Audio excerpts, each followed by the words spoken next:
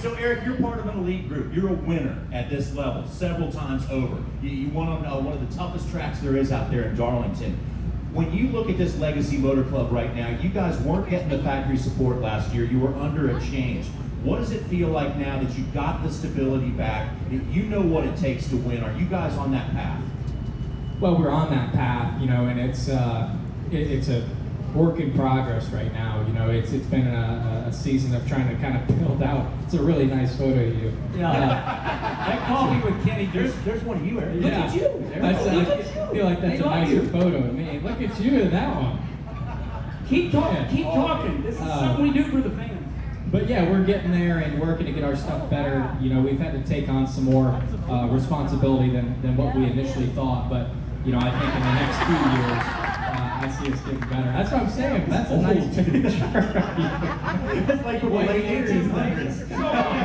1896. Johnny, great question. Now we know all about teams here. We got our 11-time world champion St. Louis Cardinals. That's a team. That's a team. We got our Blues Stanley Cup champion. That's a team.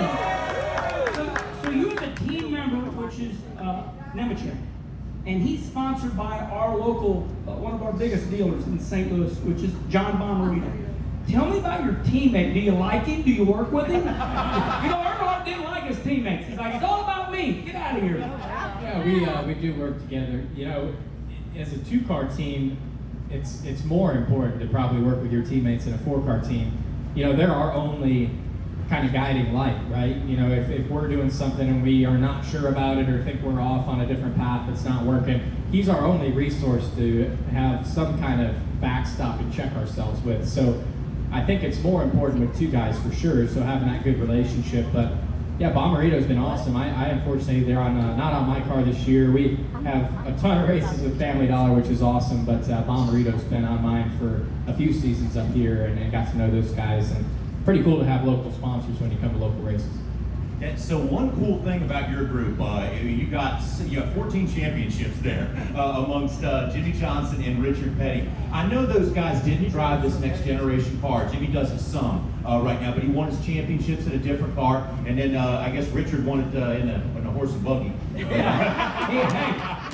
back. But what do you get from those guys? They're winners, they're champions. There's got to be a good pull from them that you get as a driver. I think the mentality, you talk to very successful people in business and in sports and in racing, and the mentality is very similar, between those people. I think it carries around. So seeing what their opinion is, what it takes to build a program to be successful is probably the biggest thing that they bring to the table. It's tough anymore with this car to bring a lot of knowledge about the actual race car, right? Just because they didn't do it a lot. But the knowledge that they have in the race team itself is probably invaluable. But we actually have 22 championships. Oh, whoa. You're leaving out Dale Hinman. Oh, Hinman too. Crew chief. He's got eight championships. Yep. Yeah. And let me say what he don't want to say. My brother is the great Rusty Wallace. And he thinks we're all dumbasses. So if you're, and he says it too. He tells you, right? So if you're Jimmy Johnson, okay, and you're Richard Petty, this is true. They look at you like, what's wrong with you guys? Why don't you just win? Do you ever? I'm not saying they say it to you, but do you ever feel that air? Like, what's wrong? What's wrong?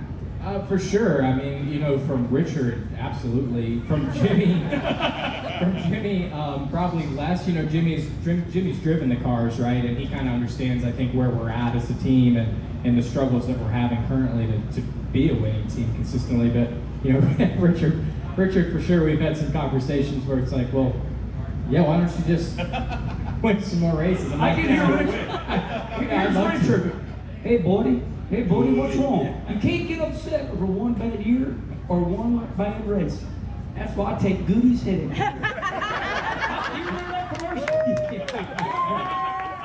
He still does the goodies. He'll come in and take some goodies. Hey, tell me about it. Does he do it in front of you? The goodies? Yeah. I've caught him. He doesn't, but I've seen him take some. Okay, Goodies is a powder, okay? So, does he do it right in front of you? Yeah. It's like a drug deal, isn't it?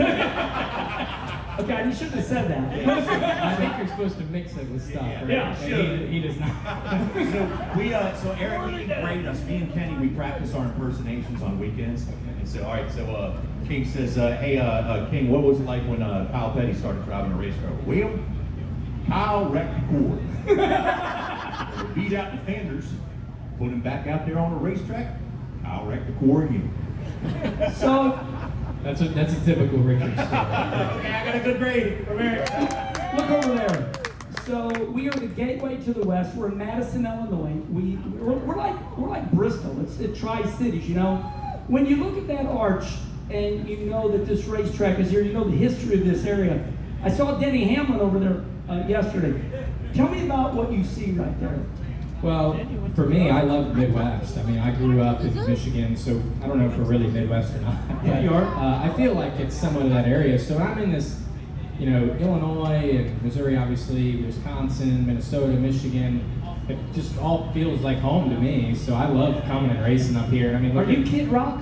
Are you Michigan? Yeah, for sure. Are you a Motor City bad boy? Yeah, I don't know about that, but yeah, Nugent, the Motor City Madman, right?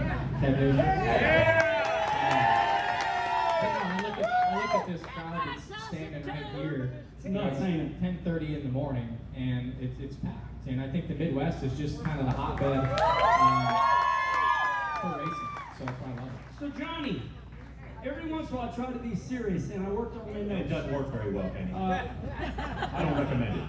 Real quick. This is funny. I'm at Bristol, and everybody's making fun of me. That Wallace, he's not serious enough. Of course, I'm winning races in the Xfinity Series, but I came Cup. And they said, Wallace, he acts too funny. So I said, all right, damn it. So I'm like, I'm going to start my serious show. So I'm at Bristol, and I'm like, Ricky Craven, one of my best friends, he goes, Herman, come here. I'm like, he goes, that ain't going to work. I'm like, damn it, you caught me. So my notes say you're lined up 22nd, and ain't bad.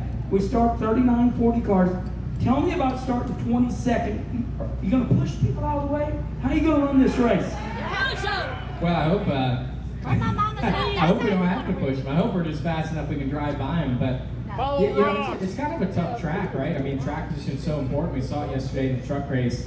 You know, it looked like Corey Heim was kind of stuck in that 4th to 6th spot. He took the lead on a pit stop, and you know he was kind of over from there. So I think there's going to be a lot of strategy. You know, 2 tires is going to be a big call here. We took two tires a couple of years ago, got to the front, and ended up running 4th or 5th. And so I think the big thing is going to be strategy, figuring that play out and how it's going to play into how you're going to finish. But yeah, I hope the car's just good enough we can find a different lane and keep going.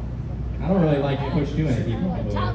So Eric, You like it? Yeah. Eric, we're both crazy dog lovers. We love our doggies. We are both owned by German Shepherd dogs. They own us. We don't own them. But you also, Eric, you do something really cool, reading to the kids. How did that all start? It looks like it's a really fun thing, but it's really meaningful.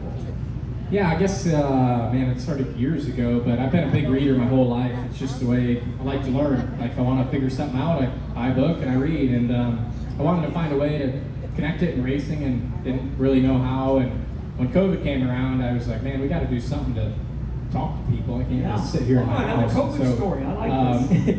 I started doing Facebook Live. I was just reading kids' books. Do it, 6, 7 o'clock at night. Say, hey, I'm going to get on here, read this book. And people really enjoyed it. And so kind of grew that into I do some readings at track. I do about 5 or 6 of those a year at different tracks. Done some schools where we donate book vending machines. You go up, get a book out of the vending machine, which is pretty neat. So been trying to grow it and expand it, but yeah, just love to read, so I wanted to find a way to share it. Okay, so I know there's got to be people out there like me. There's not many. Do you ever start reading the book and then start thinking of something else while you're reading? Yes, sir. I mean, I have, for sure. Happens to me all the time. I'm like, what the hell am I reading? Yeah, you go a couple pages and you're like, yeah, I don't. And that's when I put it down and take a break. I've had it happen though, for sure. I just go watch the movie. Yeah.